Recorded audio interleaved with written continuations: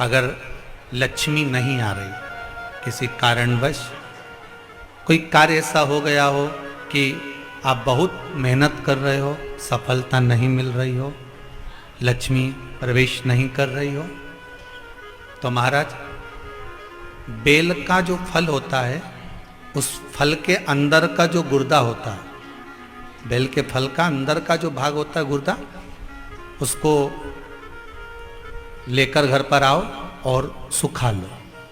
सुखाने के बाद उसको जलाओ, जलाकर उसकी भस्म तैयार करो। उस भस्म को अच्छा बढ़िया पीस लो, पीस कर कपड़े से छान लो। महाराज उसको छान कर जब आप शंकर भगवान का पूजन करने के लिए शिव मंदिर में जाएं, महाराज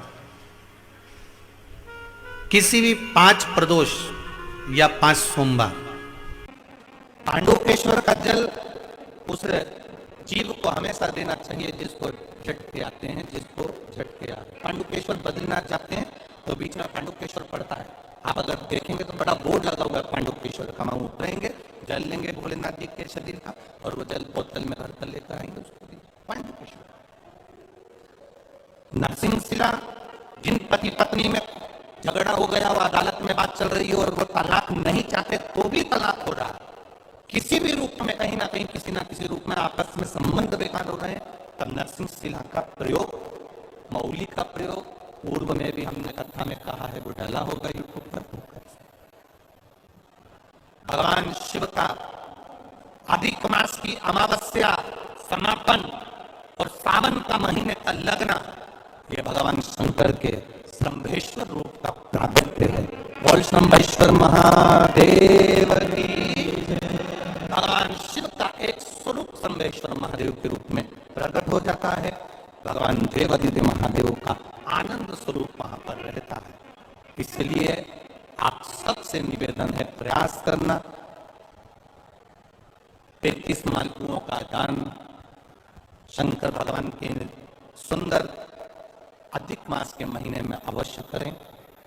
जब अमावस्या अधिक मास की पूरा महीना पूर्ण हो, तब अमावस्या आए, तब भगवान शिव की आराधना अवश्य करें।